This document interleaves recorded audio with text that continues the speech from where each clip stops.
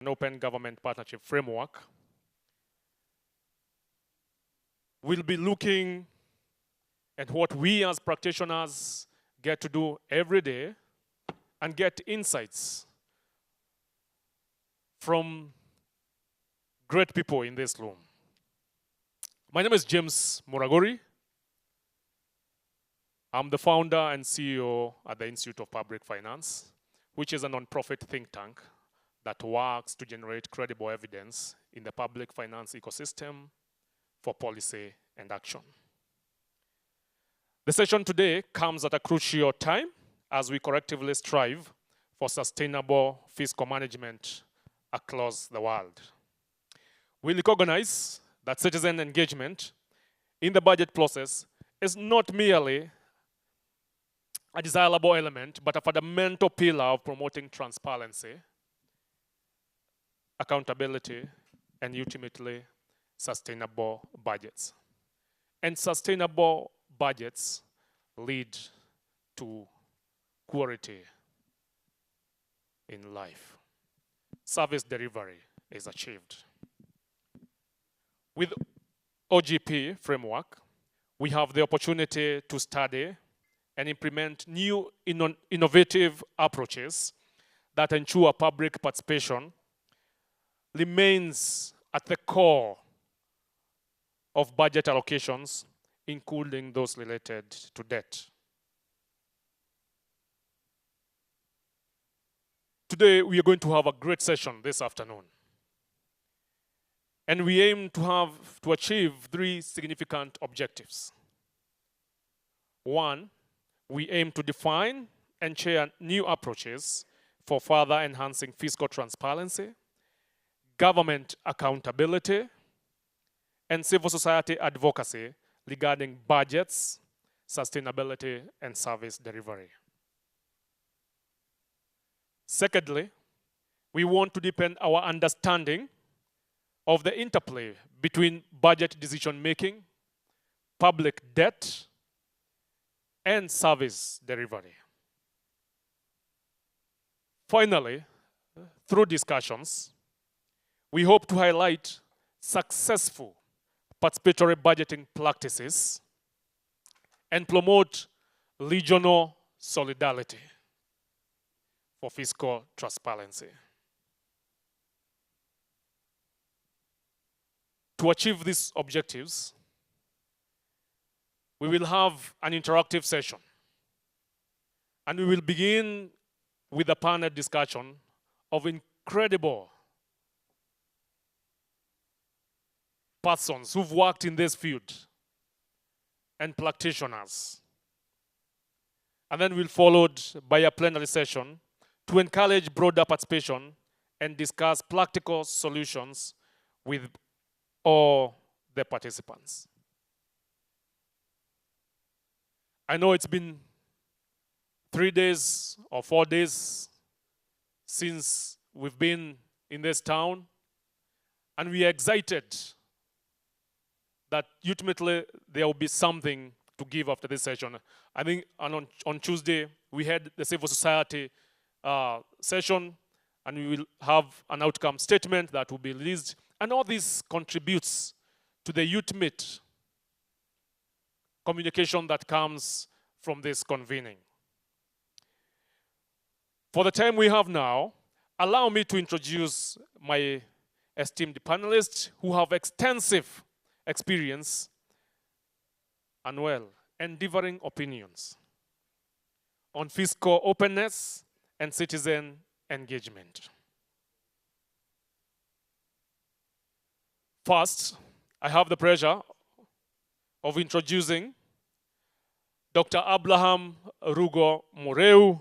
Dr. Abraham, please stand and wave. That's Dr. Abraham. Dr. Abraham, thank you very much, Dr. A seasoned public finance expert and a governance practitioner with over 15 years of experience. Dr. Rugo is the Executive Director of Bajeti Hub, formerly International Budget Partnership Kenya, where he leads transformative public finance initiatives focused on transparency, accountability, and citizen participation in budget process. He has a deep understanding of public policy, fiscal transparency, and service delivery, particularly within devolved systems, having delved deeper during his PhD within that particular subject, and further becoming a practitioner and serving as the Executive Director of Bajeti Hub. Next, we welcome Zukiswa Kota. Zukiswa, tafadhali, please. Yeah, there is Zukiswa. And just to let you know that our panelists will be speaking from different corners of this session so that all of us can be able to get their attention instead of us having to sit together. So please, you'll hear different corners speaking, and that's going to be our panelists. So Zukiswa Kota is a dedicated public finance and social accountability advocate. Zukiswa currently serves as the program manager at the Public Service Accountability Monitor in South Africa. Her extensive experience in budget justice, public resource monitoring, and governance advocacy has been instrumental in deepening public participation, transparency, and fiscal accountability.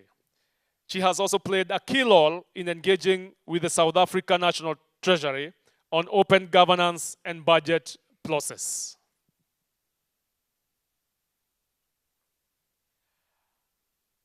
Our third panelist for today is Monsieur Chaou Rodrigue. Well, Chaou, bonjour. Aha, ça va bien? Monsieur Chaou is a public finance and budget management expert and also serves as the Director General at the Directorate General of Budget in Benin. With over 9 years of experience in budget administration, he plays vital role in overseeing fiscal policy, budget planning, and public financial management in Benin, with a specialization in budget formulation, execution, and transparency. Let's give a round of applause to Monsieur. Let's give a round of applause to Kusikwa and Abraham. Finally, within this session, I am honored to have Professor Grace Jerotich Chesere. Prof, tafadhali pungia watu mkono. That's our professor. And Professor is the Deputy Governor of Elgeyo-Marakwet County. Professor Chesere is a distinguished academician and an expert in sustainable development, climate resilience, and social impact. With over 18 years of experience in academia, her work extends to government agencies, UN bodies, the World Bank, and civil society organizations, focusing on green development and policy reforms. And now in her role as Deputy Governor, she champions inclusive governance. Karibu sana, Deputy Governor. We'll dive straight to the panel, but I've seen a distinguished guest who's walked in, a great man who serves in our National Assembly and chairs. Mheshimiwa, you used to serve other committee, you know nowadays these are happening. You survived. Now, he's the chair of the Public Debt and Privatization Committee at the National Assembly in the Republic of Kenya. Let's give a round of applause to Thank you to our panelists. Thank you to our panelists. We are going straight. I would like us to quickly look at the following questions, and allow me to start with Ms. Kota to help us think through what it means to be a practitioner within the OGP context and fiscal openness.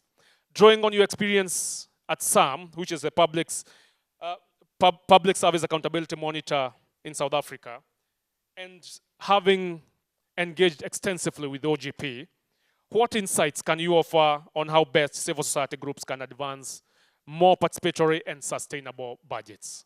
Please. Thank you so much, and thank you very much to our colleagues at Mzalendo for putting this session together, and of course OGP. Really excited to be here and looking forward to our conversation. I think I'll start off maybe with some very broad brushstrokes around what it is and what it means to be a practitioner, an advocate, or a reformer in this space. One of my favorite elements of working in the context of open government, and in particular open government partnership, has been the opportunity to really get much closer to working with public finance experts within government. I think it is really easy to underestimate the importance of trying to understand the contextual realities that officials are faced with. As an external actor, as a reformer from outside looking in. And so perhaps as a starting point, that's one really important principle that often is overlooked in a sense as a fundamental principle that allows us to engage, to co-create, and to work together meaningfully.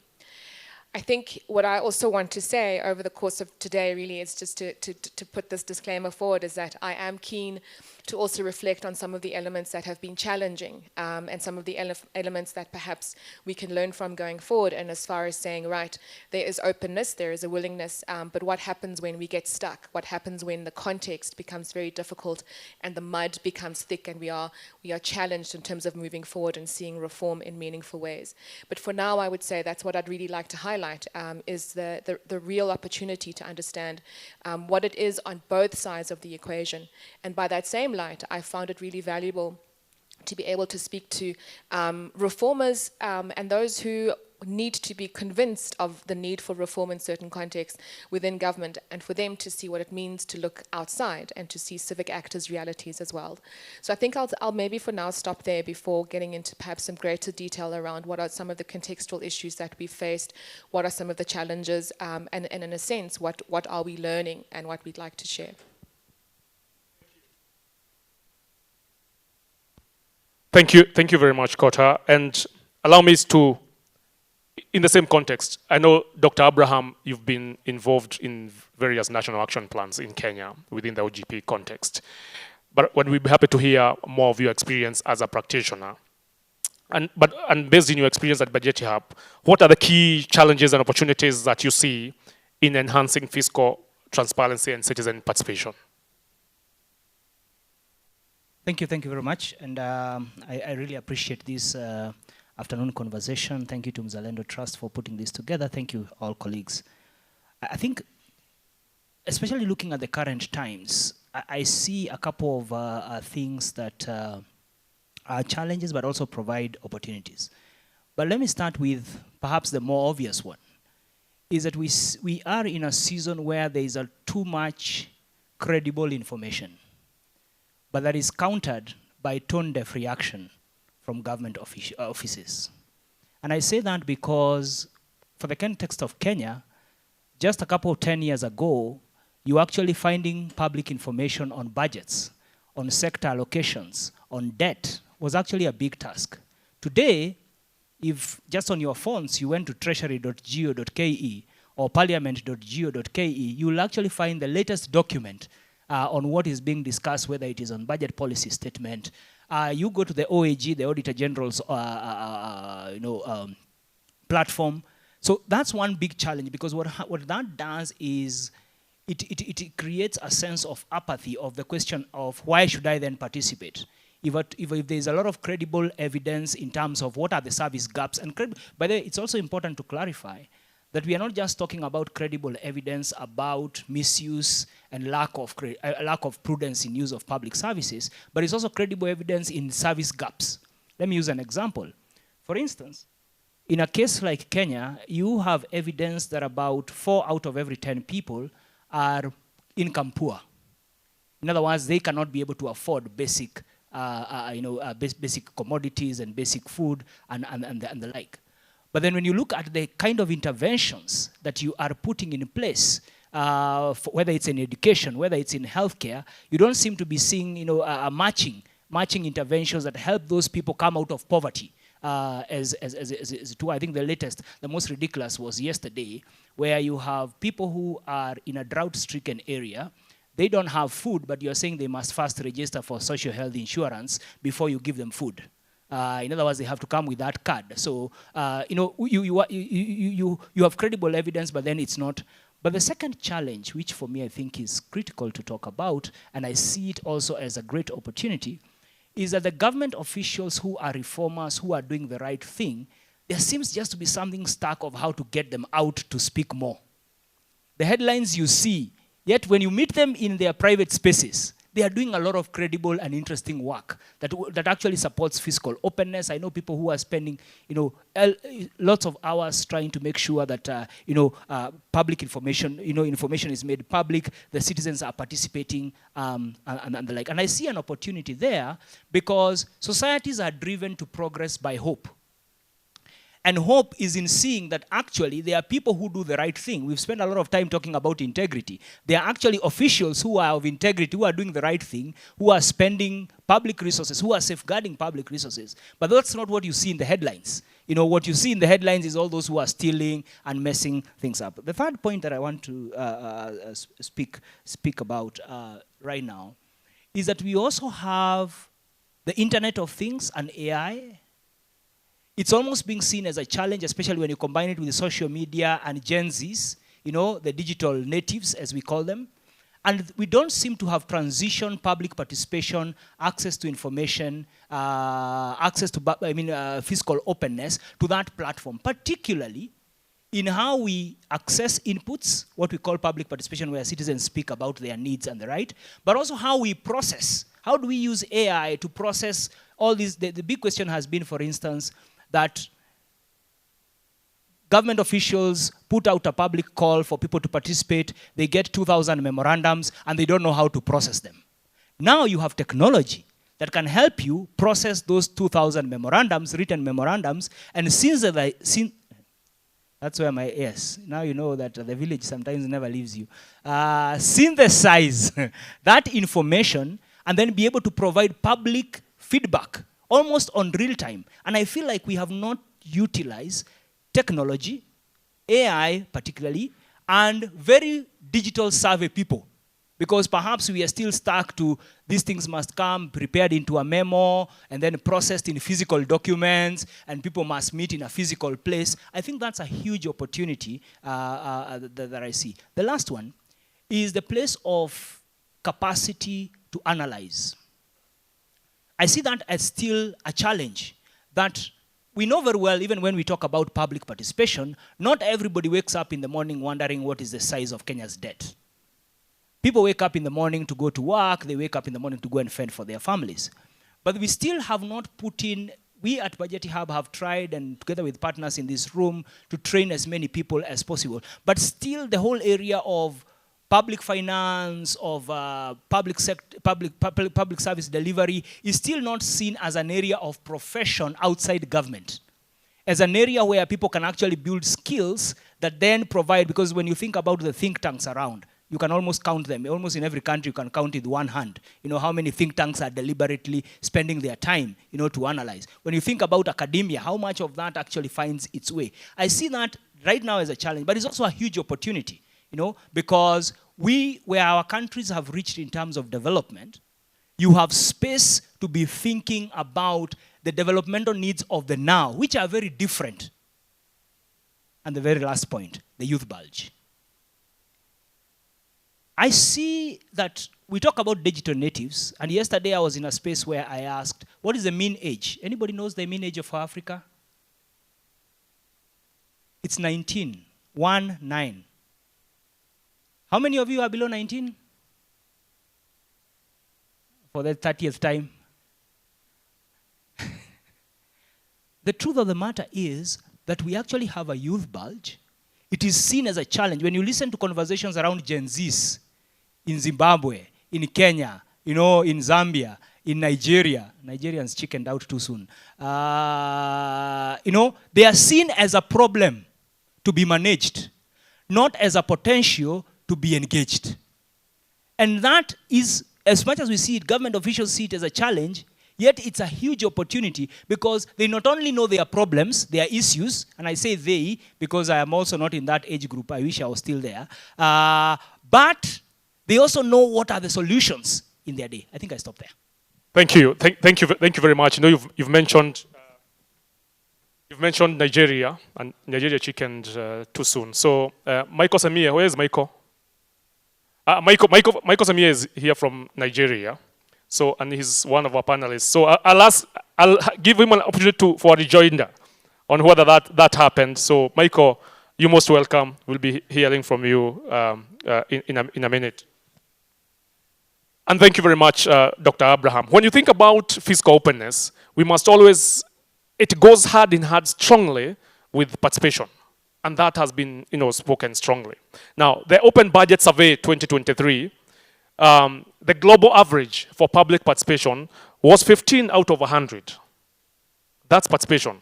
15 out of 100, indicating limited opportunities for the public to engage meaningfully in budget formulation and implementation. Now, on transparency, the global average was 45 out of 100. Transparency, which is literally openness. When you think about openness, you can't talk about openness without participation and transparency. And what this score means is that on average, for transparency, governments provide limited information on how they raise and spend money. But now, I would want to invite Monsu Chaou to help us think through what have been effective approaches to moving forward with fiscal transparency and accountability. And how could citizen engagement be further advanced in budget decision making? Monsu Chaou, let me ask, what have been effective approaches to moving forward with fiscal transparency and accountability? And how could citizen engagement be further advanced in budget decision making?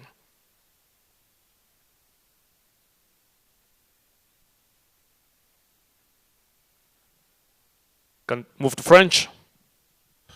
Merci beaucoup pour la question. Je voudrais d'abord en entame remercier la communauté OGP que le Bénin vient de rejoindre parce que notre adhésion a été actée seulement cette année, donc en 2025. Je trouve une très belle communauté, mais je voudrais dire que notre décision d'adhésion, c'est en réalité un acte d'engagement politique, mais de pleine responsabilité. Beaucoup l'ont su, le savent dans cette salle. Le Bénin a pris le maximum de temps pour observer ce qui se passe au niveau de l'OGP afin de mieux se préparer. Donc, nous venons dans cette belle communauté avec quand même une belle expérience, si je peux le dire ainsi, surtout en matière d'ouverture budgétaire, de redevabilité et de la budgétisation sensible genre et de l'inclusivité sociale. Donc, pour revenir à la question de la transparence budgétaire, je voudrais simplement dire que ce qui fait la force du Bénin, puisque nous avons connu de très bons progrès en peu de temps, je voudrais rappeler qu'à la notation de 2013 avec International Budget Partnership, IBP, le Bénin avait obtenu la note de 1 sur 100. Donc c'était le point de départ où, avec le soutien politique et mes collègues ici présents, nous nous sommes jetés dans cette aventure et nous sommes positionnés sur 2 éléments fondamentaux que je voudrais évoquer ici. Le premier élément qui fait la réussite, si je peux le dire, de l'engagement politique en matière d'ouverture budgétaire, c'est la mutation organisationnelle que le gouvernement du Bénin a réussi à opérer.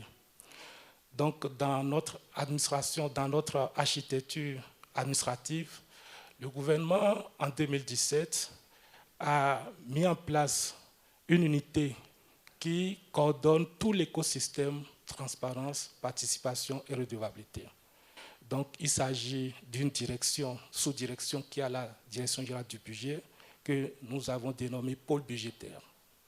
Donc, le pôle budgétaire, c'est désormais le guichet au niveau du gouvernement qui travaille en réseau avec tous les acteurs de la vie socio-économique de notre pays. Et l'option que nous avons prise pour réussir à avoir une bonne collaboration avec la société civile et puis les autres institutions qui sont dans le domaine du secteur public, c'est que le pôle est réparti en 3 blocs. Donc, nous avons des experts qui animent le pôle transparence, d'autres qui sont positionnés sur le champ de la participation publique et d'autres également sur la redevabilité. L'outil important qui nous permet de communiquer facilement et de travailler facilement déjà au niveau du secteur public, qui n'est pas forcément une évidence dans beaucoup de démocraties, c'est le plan d'action annuel que nous mettons en place en collaboration aussi bien avec les autres institutions publiques qui ne sont pas du gouvernement. Je veux parler par exemple de la Cour des comptes, de l'Assemblée qui interviennent dans l'écosystème, mais également avec la société civile. Il y a un aspect que dans les débats, j'observe qu'il n'est pas suffisamment évoqué en matière de collaboration, puisque quand on parle de co-création, on fait fixation directement sur la collaboration entre gouvernement et société civile. Mais quand on se positionne déjà dans le champ public, en dehors du gouvernement, il est nécessaire de travailler, surtout quand on se réfère au principe de OGP, de travailler avec d'autres institutions publiques, la Cour des comptes, les collectivités territoriales, le Parlement. Ce n'est pas facile d'avoir une coordination parce qu'au nom du principe de séparation des pouvoirs, ces autres institutions estiment qu'ils n'ont rien à voir avec le cadre de pilotage piloté par le pouvoir exécutif. D'où il est important d'avoir une approche qui associe toutes ces institutions à l'occasion de la mise en place du plan d'action qui met clairement en exergue les activités à mettre en œuvre, les responsables principaux et les structures associées, mais également l'agenda de leur mise en œuvre. En matière de transparence, il y a un élément très important qui est la date de publication, la date de mise à disposition de l'information. Si vous produisez un document dont l'utilité est pour aujourd'hui et que c'est dans 10 jours que vous le mettez en ligne, ça n'a pas la même valeur.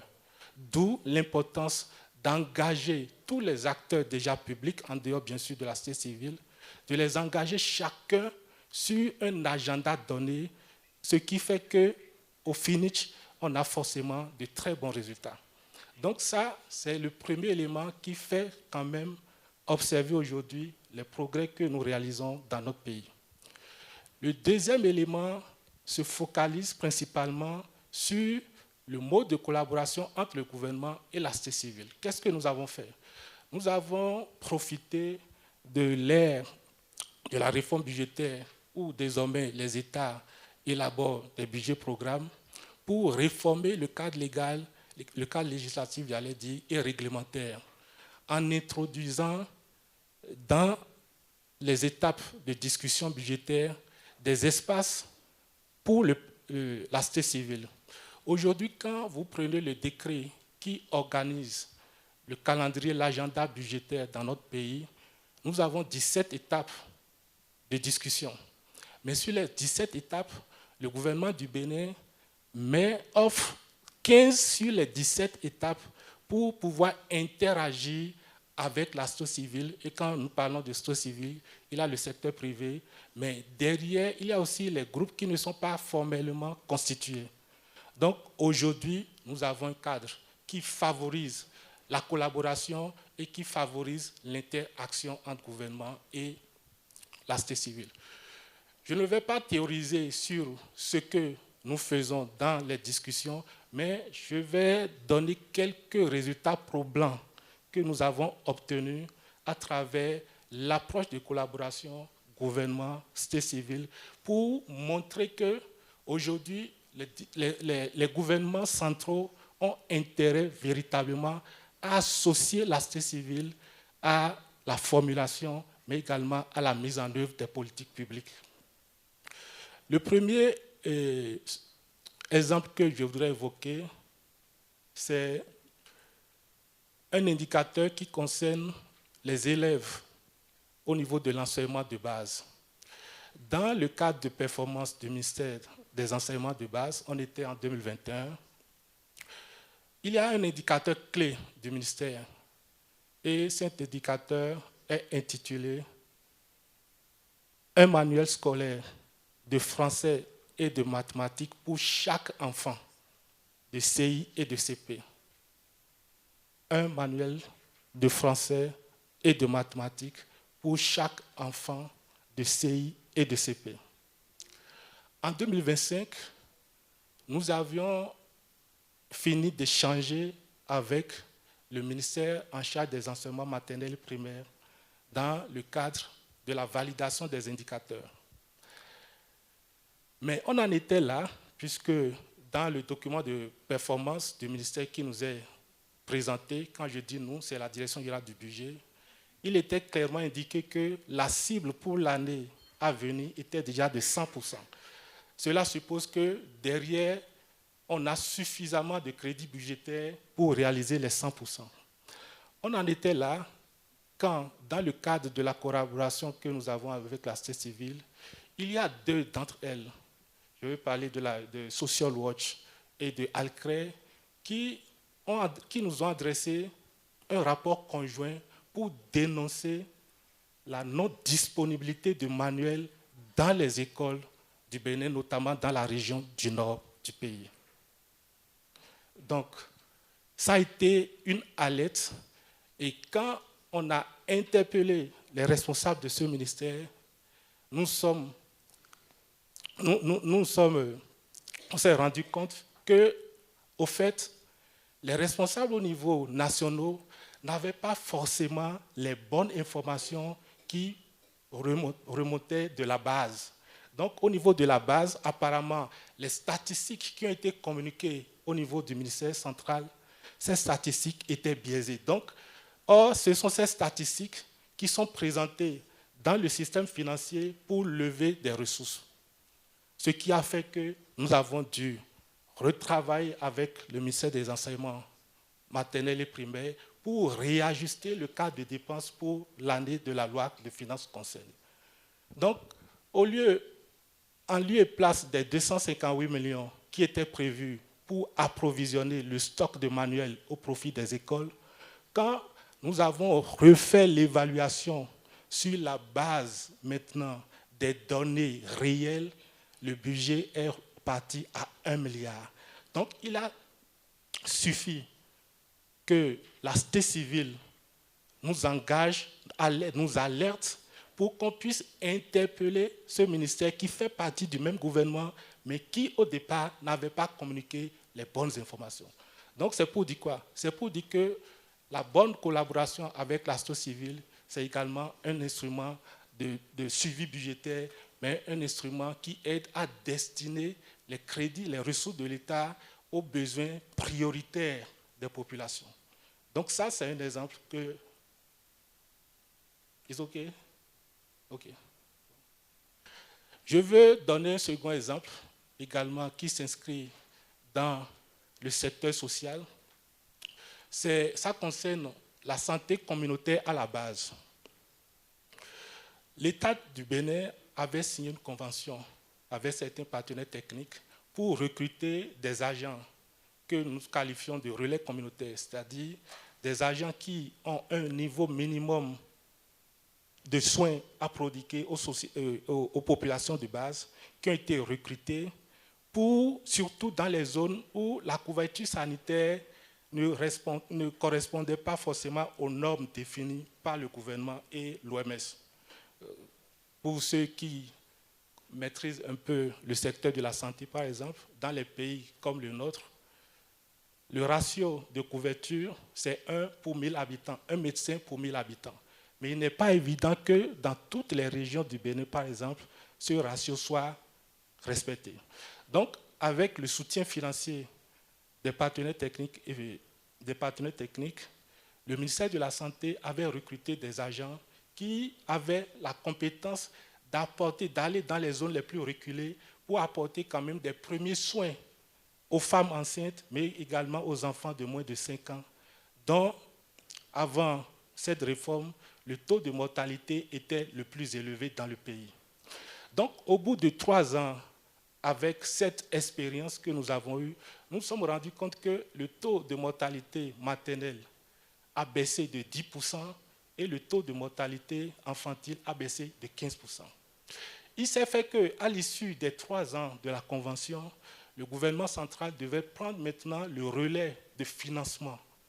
Mais dans le dialogue budgétaire que nous avons eu avec le ministère de la Santé, malheureusement, cet aspect n'a pas du tout évoqué jusqu'à la veille de la transmission du projet de loi de finances sur la table du Conseil des ministres. Donc, c'est un organe de la société civile qui nous a alertés. Parce que, comme je l'ai dit, il faut forcément une franche collaboration. Il faut que la société civile se mette dans une posture d'acteur d'appui conseil au gouvernement. Déjà au sein du gouvernement, le gouvernement, quelle que soit la stabilité, la robustesse des statistiques, ce n'est pas évident que le gouvernement ait toutes les réalités du terrain. Donc, nous avons saisi cette occasion pour inscrire maintenant dans la loi de finances une ligne qui est dédiée. Donc, depuis 2013, où nous étions à 3 milliards, parce que nous avons un effet vraiment positif et rapide sur la santé des cibles, les femmes, les enfants, et les enfants de moins de 5 ans et les femmes, nous sommes dit qu'il vaut mieux continuer à mettre suffisamment de ressources sur la santé communautaire pour améliorer les indicateurs dans le secteur de la santé. Donc, c'est un acte de collaboration qui aide à sauver des vies humaines, mais également à mieux apprécier les véritables besoins qui sont exprimés par les populations. Donc, voilà quelques des exemples pour illustrer un peu, j'ai été un peu long, mais pour illustrer un peu tout ce que nous faisons au Bénin et qui justifie les progrès qui sont en cours. Merci.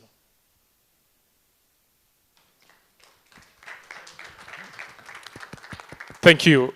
Thank you very much. And congratulations to Benin for joining OGP. Let's give them a round of applause. It takes a lot of political commitment for that to happen. The OGP team, if you're here, you know, the CSO engagement in the OGP process is not a mistake.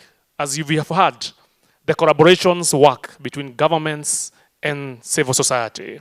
And this is a validation that the law of the civil society cannot be wished away.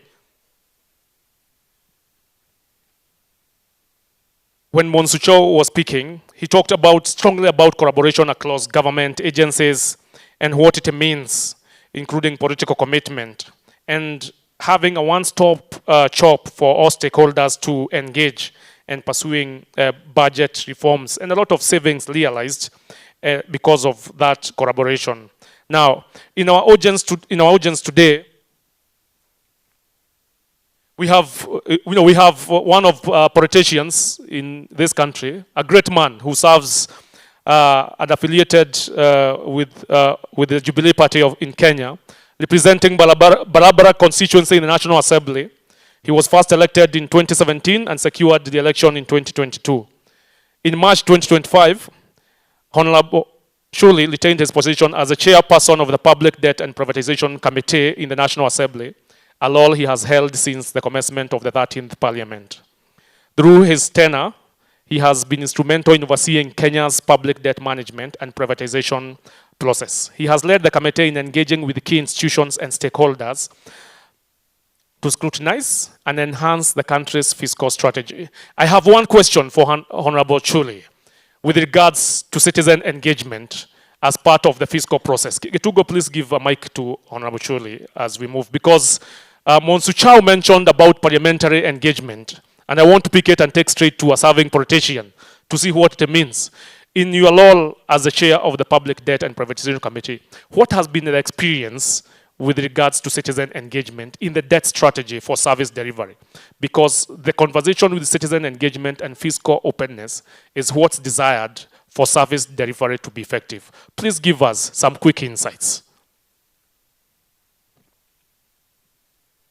Thank you, Sir Muraguri, but I think this is an ambush. I was just supposed to be a very good listener.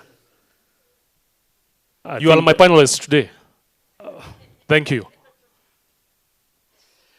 Thank you very much, and afternoon to all the participants.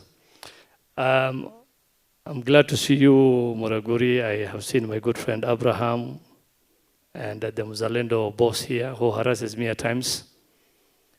But thank you for the invite. To be honest, fiscal openness. I think, let me give the Kenyan example. That is one of the things that led to the formation of the Public Debt and Privatization Committee, which was initially housed under the Budget and Appropriation Committee. And what happens is every time we have the appropriation bill or the BPS, the budget policy statement, we tended to overlook the debt issue and focus more on the appropriation part. And for that reason, Parliament felt in its own wisdom that we needed to concentrate more on the issue of the public debt and how it's spent and all that. And the committee also oversizes the public-private partnership. So I think we have done so well in terms of that, and I'm sure you're a witness. Every time we're doing the medium-term debt strategy, I've always invited you to Parliament to give your views. Not only you and Dr. Muraguri and members of the public, and we get to hear your views. And we're improving. And actually, as I speak here, I have just come from a meeting with the World Bank on the assessment of the debt situation in Kenya. So I think we're doing well, and we're trying to do everything we can. The only problem at times is on the issues of fiscal. You know, there's an issue, and there's constitutional timelines. The time for public engagement is very short, but I think that is an area that we might need to improve, so that we have more views. And as Dr. Abraham said, there's the issue of, at times you ask yourself when you release this information, which is important, but what will be the feedback from the public? So sometimes before even someone looks and dives deep into the information you have released, they just form an opinion. And that kind of also complicates the policy issue that you're going to make, because now you get negative feedback and people already forming their own opinions on the issues that are really very important. And that kind of complicates sometimes. So balancing is important. So I thank you. Thank you, Honorable Abdi. And it's very important for you to recognize that the time span provided for that process then becomes difficult. I want to go straight to Prof. Prof. Grace. Elgeyo-Marakwet has been and is a great champion of open government processes. I would like, and our audience would like to engage in this conversation and to hear more about how has public participation influenced budget setting and service delivery. And what are the implications to be taken on the way forward in promoting prudent fiscal policy at the subnational level. And you being a champion of inclusive governance, how has citizen engagement helped to keep the government processes open and their input considered? Please. Thank you so much, and good afternoon, everyone. I know today we are dealing with a very serious agenda about budgets and setting up how to clear your debt. So I want to just say in summary that nationally, we have a Financial Management Act. We also have a Commission for Revenue Allocation. We also have our Treasury and Parliament as the main institutions that undertake budgeting process. Now, as a county government, I will speak mainly as an implementer of budget. So generally, nationally, we have two levels of government. We have the national government and we have the county governments. I belong to one of the county governments. So we have one national government and 47 other county governments. And generally, the general principle is that our budgets are bottom up, which means it starts from the department, it starts from the county, raising it up to the national level. And again, when money is allocated, it comes again from the national government to the county governments. So what happens is that the 47 county governments have an umbrella body called Council of Governors. So already you can see that we have so many institutions that will look at a budget. Now, I want to look at which are the main sources of revenue for a county government. One is the allocation given by the national government. Then two is the own source revenue. And sometimes you get some donations and gifts. So I will specifically focus on the capitation that we get from national government. I am happy, we're here with my director, who is the contact person from Elgeyo-Marakwet. Mariti, maybe you can wave. And we are happy to report that Elgeyo-Marakwet has been a member of OGB since 2016, and we hosted the first national forum in 2017 in a small town called Iten, where most of the athletes come from. How much do we get from national government? We are the top 3. We are the bottom 3 from the lowest funded county. Excuse me.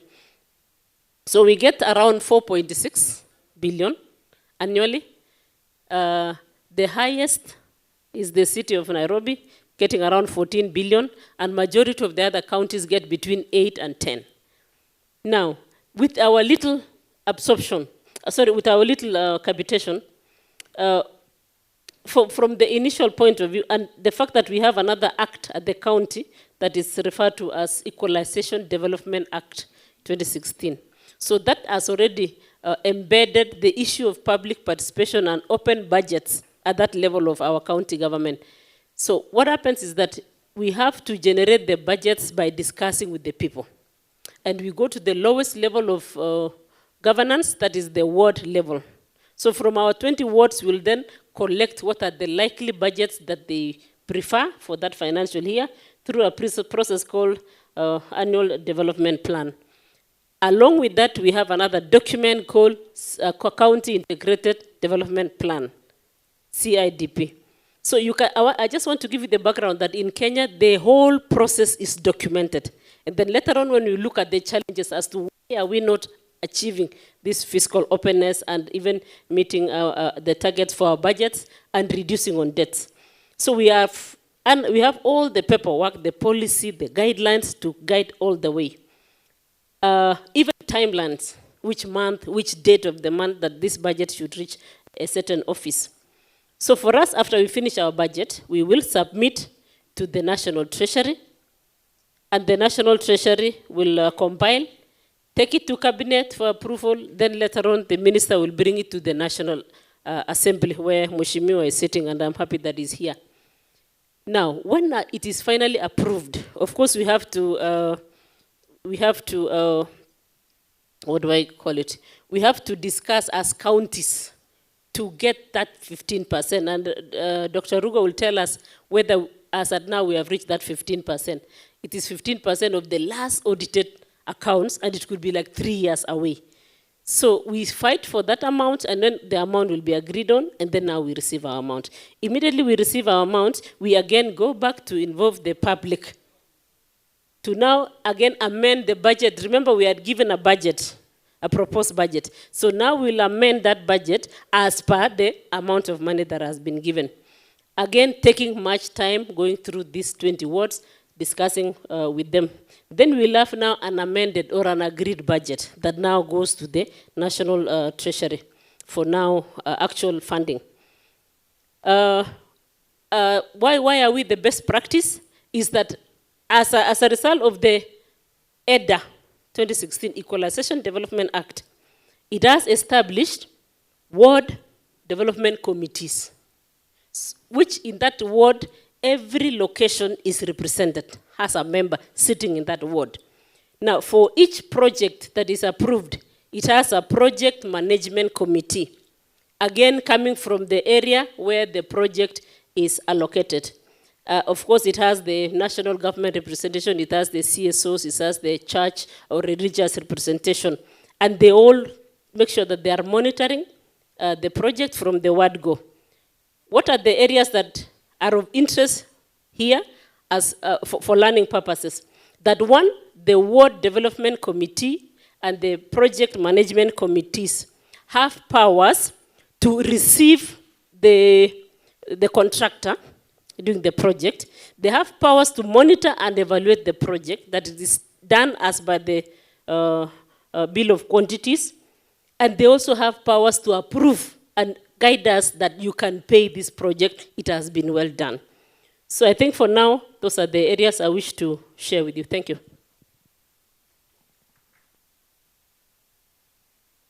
Thank you very much, Prof, and that's very helpful. And you've lately put it, at the ward level engagement, it's a very critical area that we need to think, because in Kenya, which we are very much aware of, it's that service delivery happens at the ward level.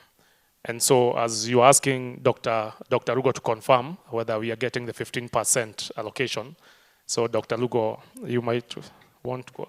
We know there's discussion on division of revenue and all other things, but we'd be happy to hear from you on what it means at that level, at engagement. So I'll come to you in a short while. But allow me to invite and to introduce Michael Semiye.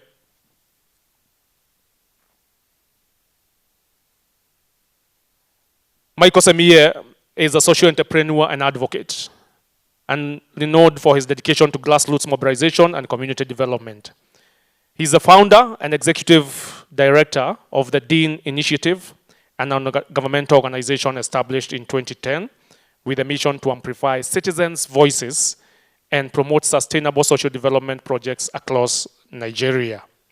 His work primarily focuses on transforming education in Nigeria and advocating for the adoption of open government partnership within local councils of the Federal Capital Territory. Let's give a round of applause to Michael.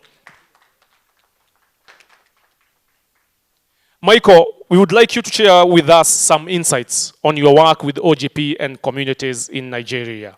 And what does it mean? How do you find government reception when it comes to citizen engagement? Are the processes open? And are there opportunities for deepening the engagements between government apparatus and citizen as the key stakeholders? Kindly, welcome.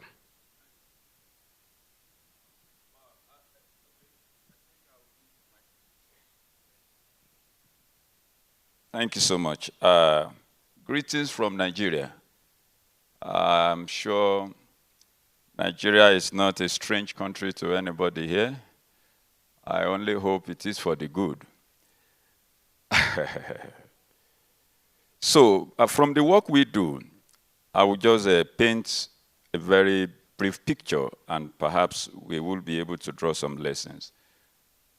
We apply economic measure. Our approach is demand and supply. When we got engaged with the open government partnership, the discussion is almost always around government, unwillingness. But at our organization, we went further to investigate. Should government even be willing? Are citizens also willing to ask questions? And this is not only happening in Nigeria. There is generally apathy from the aspect of the citizens. Citizens seems not to even care any longer because there has been an age-long of trust deficit. Citizens don't trust government. It is not just in Nigeria. I have been to several countries, and this issue of trust has been a challenge. So we've gotten to a level where citizens don't even care. They don't even care. So it now helps government to do whatever they like, because nobody is asking them any question. As a matter of fact, when government even make efforts to ask questions, I was listening to the deputy governor, and I'm like, okay, they have all this level of engagement. And then I will also be willing to, ask her to maybe explain further the level of government effort to even organize citizens to listen to government. Because we've gotten to a level where even when government invite the citizens to come to listen, the citizens don't show up because they no longer care. We've gotten to that level of distrust in the management of governance structure, let me say in Africa. But we said, let us step the game upward. Let's drive demand from the citizens and drive supply from the government. When citizens are interested in asking questions, in demanding actions, when we see resistance from the government, we go to the government side to also drive supply of information to the citizens and supply of project implementation from the government. And then how did we do this? So I'm looking at some of the questions you raised in the beginning. Citizens, civil society advocacy on access to information. Some of the things we discovered in Nigeria when we started, especially with the local council, is that we have 774 local governments in Nigeria and 36 states and federal capital, which is 37. Out of the 774 local governments in Nigeria, in 2023, when we did the national survey on online presence of local governance, we had only 3 local governments out of 774 that were on websites, that had websites. We had 0 number of local government that had their budget in the public domain. No citizens had access to what the budget of local government looks like. Okay, and then we began to ask citizens all around, will you want to know? They said they don't care. Because even if they know, what would that amount to? You see the gap. We ask, do you know the website of your local government? They said, even if they have the website, what will be there? You see, that level of apathy will not even allow the government to be on their toe to do what they are expected to do. And that was why we began to design strategic work, relationship between the citizen and the government. We build advocacy structure through the use of Freedom of Information Act that has been passed in Nigeria that allows citizens to ask questions from the government. And within a certain number of days, the government is compelled to supply those informations. And then citizens, built in groups, began to write letters of access to information to the government. We want to see our budget. Even if you don't want to use it for anything, ask for the budget. When you ask, the government now knows that, yes, we have, we are duty-bound to make this happen. I give you an example. I led the process. I was the first person to ask for a local government budget in a particular local government in Abuja. You know what happened to me? I was arrested by the police. Do you know why? Nobody has ever asked for the budget. Because everybody, when I went and I said I want a copy of the budget, everybody came together to start looking at me. Say, he want a budget? Another person will go to another. Another one will go to another one and say, that guy wants a budget of the local council. They had to arrest me, detain me until the chairman of the council came. And they brought him. This is the guy that asked for the budget. And he said, okay, my brother, you want our budget? Nobody has access to our budget. It is not a public document. And I was arguing and said, you want to be kept in the prison or you want to be released? So that was where I gave up. Before I was allowed to go. And then I had to engage lawyers. We go back. And then we fought for this for 2 years. For 2 years before the budget of that council was given to us. And this was the process. But fast forward to this year. Okay? Last year we had youth movement. We built a community of youth movement. All of them wrote personal requests of information to their council, demanding that we want a copy of our local government budget. By the time it was 2 months, we had 4 local governments that released their budget for the youth community.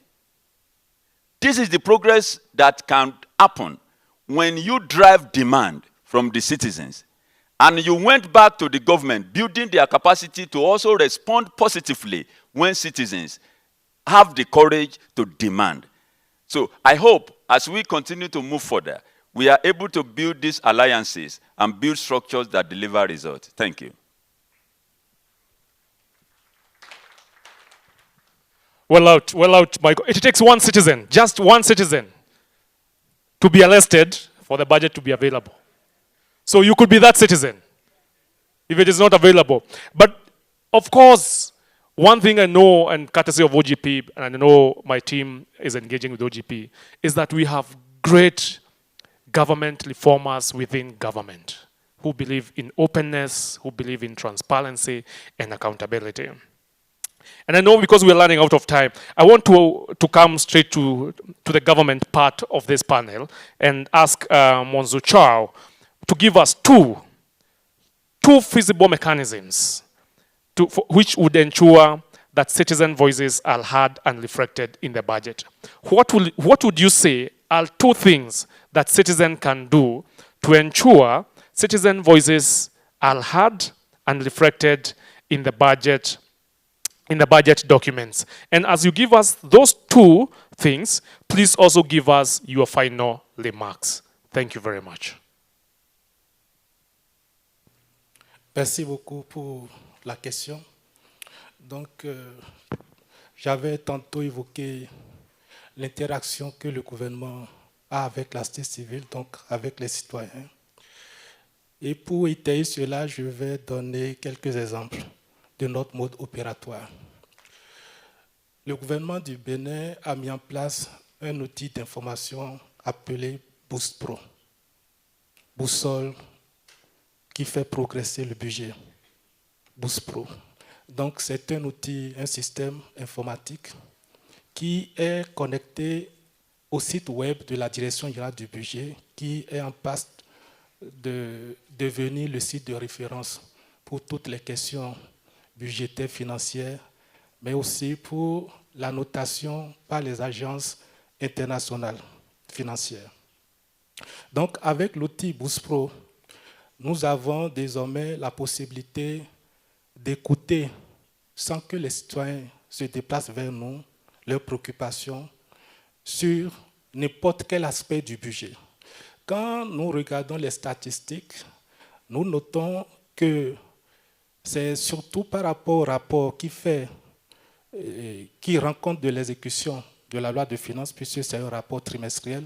Aujourd'hui, nous travaillons sur un budget mensuel pour que l'information sur l'exécution de la loi de finances soit vite disponible et accessible.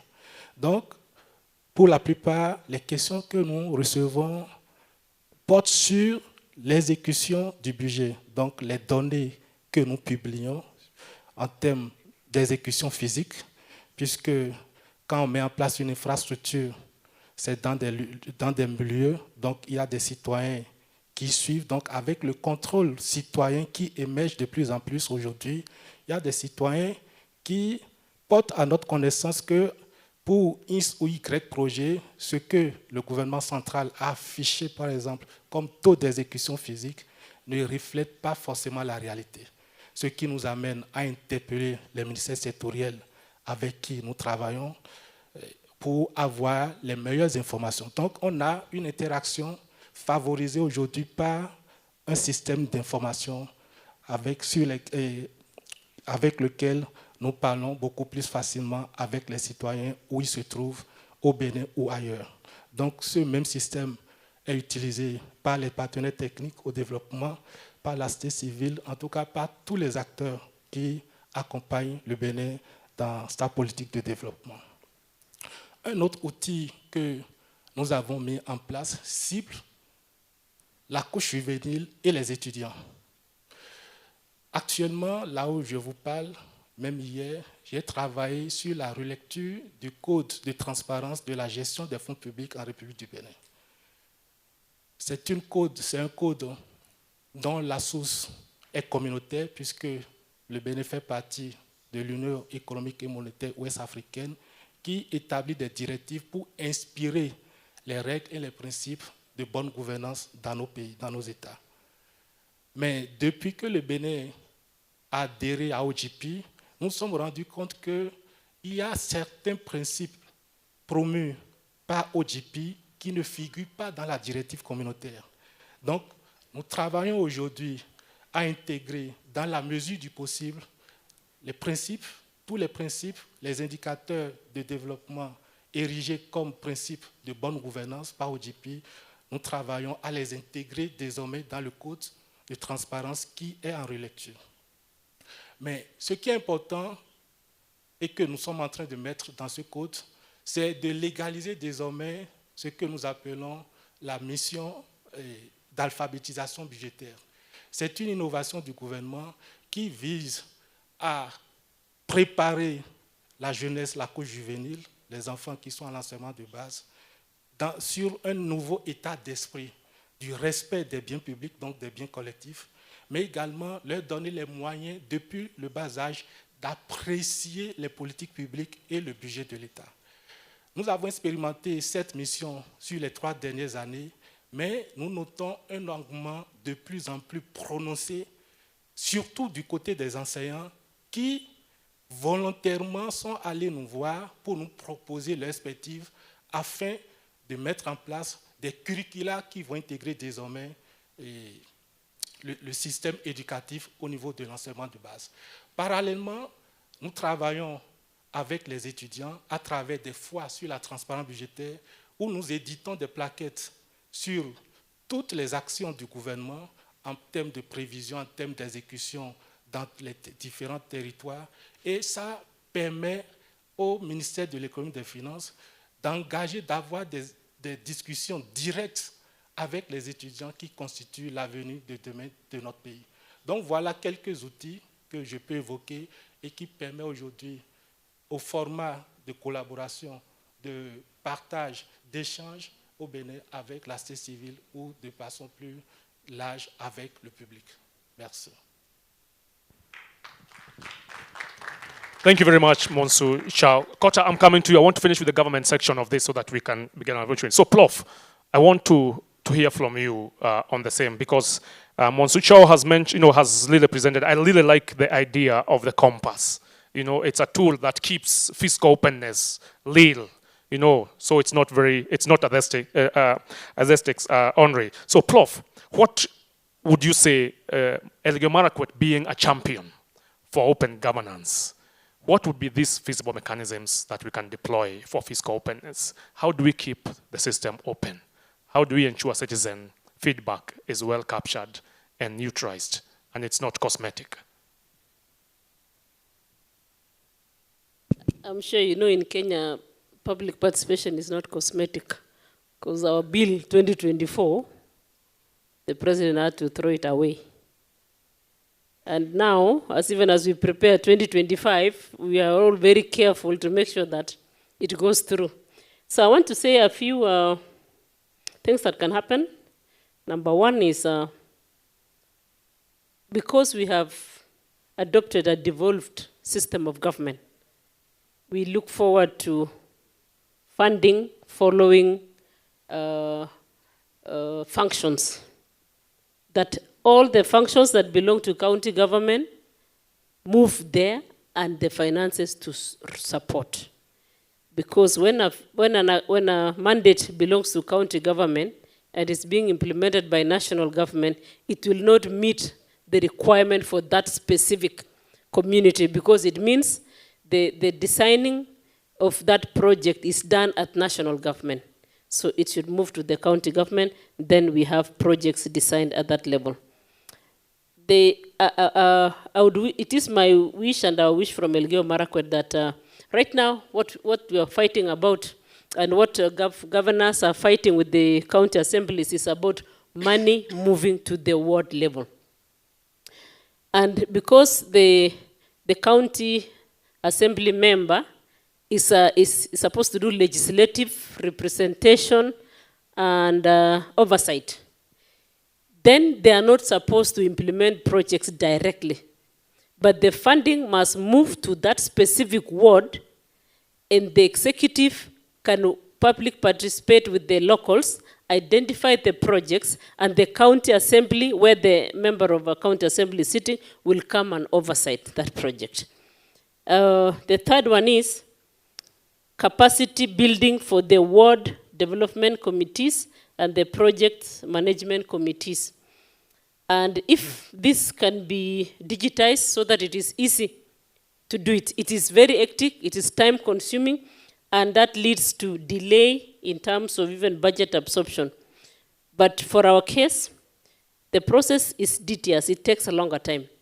But you end up, again, not having pending bills, which is a good thing. So it takes so long for the process to be achieved, but finally, in the financial year, you end up completing all your projects and you don't have pending bills.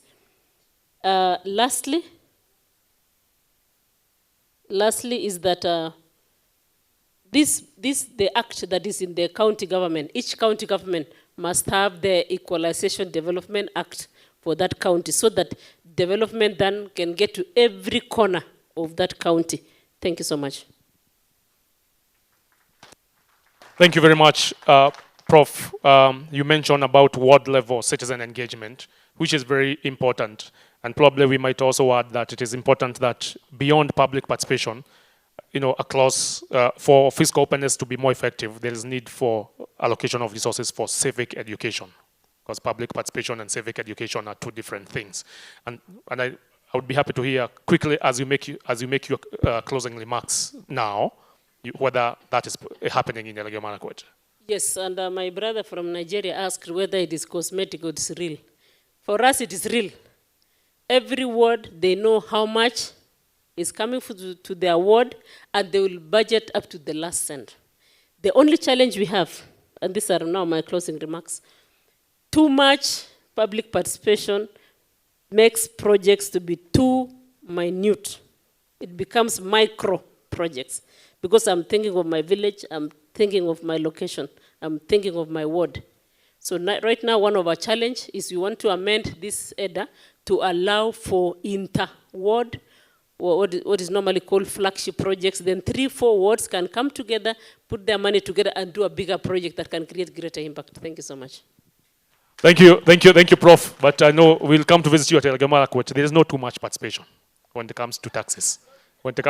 Thank you. I want to go to Kota. Kota, if you quickly have some insights for us based on the conversation we've had today, but also help us think about how active citizen participation can drive responsible fiscal management. As you make your remarks, we've had great conversations, and we're happy to hear your feedback on what this has meant. Asante, and please welcome. Great, thank you very much. I'd like to start off perhaps with just the point around a sort of the same alignment with Benin in terms of the Fiscal Openness Accelerator project that my colleague mentioned or referred to, and the work that was happening in parallel in that context in South Africa. I think maybe to try and summarize from a civil society perspective, one of the things that we've pushed quite hard for over many years, both in terms of budget coalitions and in terms of our own organization, has been for more meaningful participation, not only at the approval stage of the budget, but pre-formulation or during the formulation stage. You mentioned earlier the Open Budget Survey. In our context, South Africa has continued to sit within the top 5, sometimes top 2, of the most transparent, highest fiscal transparency, globally. There's been some changes and some regression in certain ways. Participation as well, below 50% or below 50, but still, above the global, the global average, which is nothing to be proud of because it's still very dismal from the participation perspective. But I think what I'd like to really emphasize is two things from a civic participation and changing the ways in which citizens can be more directly engaged, is that while we have really fought hard to have the legislative changes and embedding of participation in the budget process, that has also brought certain risks. in the sense that I'll maybe lean on the participatory budgeting context, which we haven't had a chance to talk about. The home of participatory budgeting in Brazil, Porto Alegre, we've seen amazing, amazing work at its inception and over the years. But what we've seen, because budgets are so heavily politicized and political, over time, we've obviously seen the kind of negative changes in the context of Brazil, for instance, where there's been a change in who participatory budgeting from a political perspective is perceived as belonging to. So we'd seen President Lula being attached, in a sense, to participatory budgeting, and when municipalities slowly lose, or that particular party or that political party, if they've been strongly working in the participatory budgeting space, then loses the agenda. That might not be something the next political regime wants to take on. That's not the only reason participatory budgeting in Brazil, for instance, has maybe dwindled, but it certainly is a key reason. That then brings us to the two elements. So where we've fought quite hard to say entrench, embed, legislate participation, that has the risk of, one, legitimizing where participation is actually just a tick box, meaningless exercise, legitimizing poor participation. But if you don't meaningfully embed and depoliticize it, you have the risk of then having regression and losing what ground you've gained. So that's one element, and perhaps Mzalendo colleagues can have another panel at some point where we can really get into the nuts and bolts of the politicization of fiscal policy, of participation, and of budgets. The second element I just wanted to touch on is this fiscal openness element, where we were really excited in the South African context to finally, over years of advocacy, see the National Treasury, who have always been quite open to reform, and I think that's something we must emphasize, and have been open over the years to engaging civil society. But on this particular point, where years and years the participation score has been very low, and in particular, the finger has been pointed at the executive in the country saying, actually, the legislative space is not so bad from a participation perspective, but the executive needs to work much harder. So it was only fairly recently when the Fiscal Openness Project introduced pre-budget mechanisms and hearings. There were 2 pilot phases in which civil society were very excited. We were excited to have this piloted. We supported from outside. We helped to build reformers' energy from outside and helped to support those within the National Treasury. After 2 years of piloting, the pilot unfortunately didn't continue, which is something that is very disappointing for us, and we're still in conversation, of course. But perhaps to highlight 2 things that I think are good warning signs or lessons to kind of ponder. The first being that institutionally, we have to be open to the idea of failure, but not failure being the end of the road. So in this instance, if officials feel as if there's egg on their faces, this thing didn't work, we tried it, it failed, or no one came, or not enough came, but that isn't a failing. I think the opportunity, the avenue, the window being open is something in itself to celebrate. The second, which maybe sounds like I might contradict myself, is that where there isn't adequate readiness institutionally, and I think we spoke about the interdepartmental, intergovernment relations. In this instance, we feel that is one element where that was lacking. The National Treasury, in a sense, has indicated that they needed others to come on board, provincial treasuries at the sub-national level to come on board, departmental, or rather line function departments to come on board, a broader recognition of the ecosystem, the accountability ecosystem. So while there is this really encouraging element of potential reform, we mustn't see it as failure, but I think that those are some of the things that we must be aware of. But from a civil society perspective, we continue to kind of be mindful and open to not pushing too hard for legislative reform, because sometimes it's not about the laws, sometimes it's about the politics or the administrative structures. Thank you very much. And you bring to core something very important: depoliticize participation. That's very significant. Dr. Abraham, I'll be coming back to you to help us close, but I want you to help us think through, has the County Budget Transparency Survey driven responsible fiscal management in Kenya? You've been learning the CBTS for quite a number of years. How does that look with regards to fiscal openness? But before I come to you, as you think that, let me ask Michael. Michael, please help us with your closing remarks. One key thing that you want us to take away from today's session, what would that look like? Itungo, please give Mike a microphone. Give Mike a mic.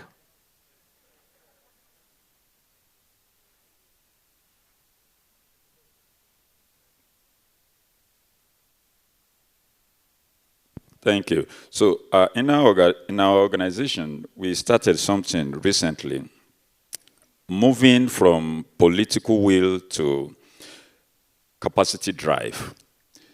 Moving from political will to capacity drive. Because we've seen that most times government accept a lot of, these beautiful and lofty, ideas simply because they want to play along. But when we get to the actual implementation of these ideas, because of what it does to them, they are not intentional about implementing them. So we begin to engage and begin to create capacity building structures for them to actually know that this does good to you more than you think it will do. And I give you an example. In one of the local councils, I had a chairman of the council who fought against the OGP idea in the council, fought vehemently, and they invited me and him to a national television to have a conversation. As a matter of fact, the interview ended before it even went long, because he felt so offended. You are a small boy. He just said a lot of things. But then 2 weeks later, a friend of him approached him and explained to him the benefits. And then he invited me. What were we looking for? We were just looking at, let citizens sit with you, ask you certain questions about the progress you have made. And he eventually allowed. As we were ending the meeting, he gave us the copy of the budget of the council. And then we began to visit places where they have promised they were going to do 1 or 2 things. And then we began to see that they actually did certain things that were not reported for citizens to know. And on our social media platforms, we began to help them report that, okay, the council said they would do this, they have done this to 50 or 40%. And citizens began to get excited that, okay, yeah, this guy is working. He was actually recontesting for the next, cycle of election. And then he called me. He said, Semiye, were you helping me to campaign that people were calling me that, oh, I am working? I said, no, your work is campaigning for you because you gave access for people to know what you were doing. People are happy to vote you again for the second time.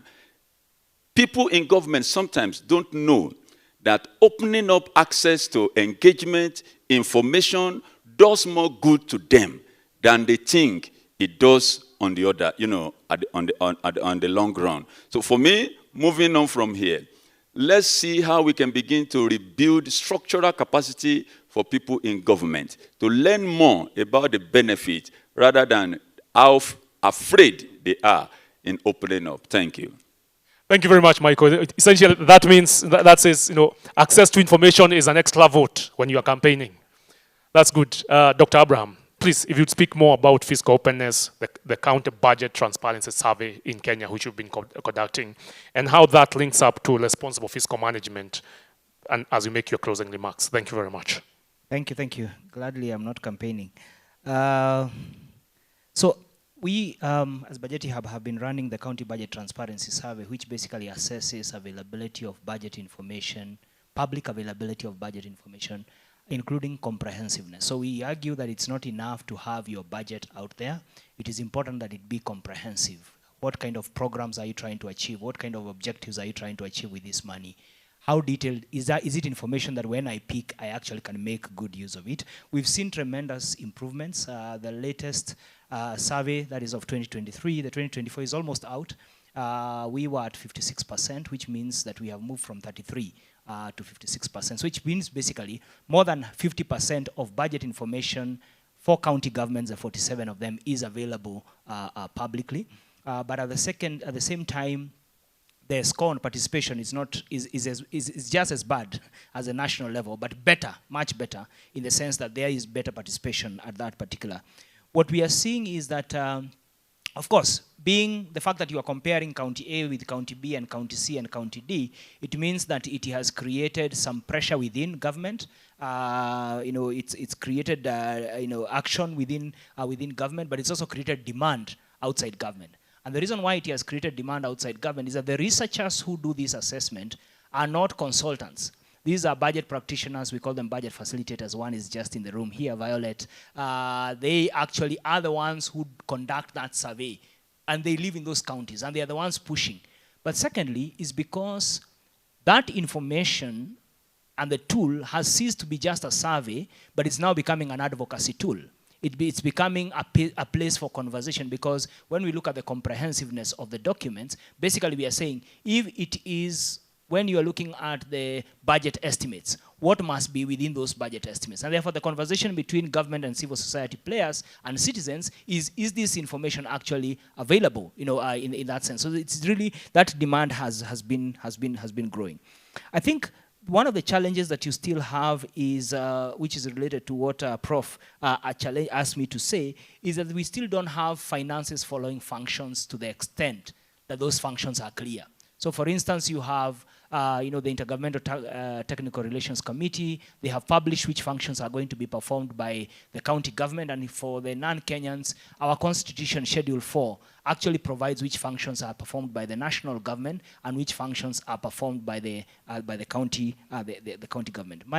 Allow me to, so we are at about 14%. On average, it's been about 10% if you look at the total of the budget, but in terms of how much money is available for sharing, we are currently, actually the discussion is going on this afternoon, 14%. But allow me just in closing to say a couple of things. One, perhaps not very popular. I think we've allowed a lot of civility with uncivility in how fiscal openness is not followed through. In Kenya, we call this attitude. In other places, we call it impunity. Here is this attitude of utadu. Now that you know that there is no fiscal openness or the resources are not being spent properly, what will you do? Which is a very bad attitude. I think one of the things to move forward is that the rule of law has to become a critical component of fiscal openness advocacy. In other words, it is not enough that you are open.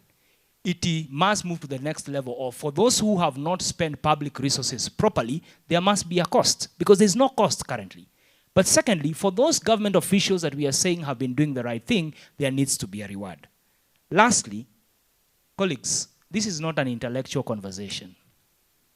When we are talking about money that is going to be spent for public health, the people who don't receive that service are human beings. When we say education capitation did not get to schools, those are children. They deserve the right to enjoy the highest standards of life. And therefore, for all of us here, I hope the challenge we carry home is to forget about statistics and think about that child, think about that mother. And therefore, it gives us even the more urgency, in our engagement on how fiscal openness actually then becomes a reality of saving lives. It's a matter of life and death, and not just an intellectual conversation on how to make budgets open. Thank you very much. Thank you very much. Thank you very much, Dr. Abraham. Ladies and gentlemen, I know we would have wished to have much more time to even engage in plenary, but I'm picking 5 key things from my panelists as we come to a close. One of the things is that it is, from Benin, it is important for us to have clear tools that would allow citizens to engage, and I really like that idea of the compass that gives some transparency.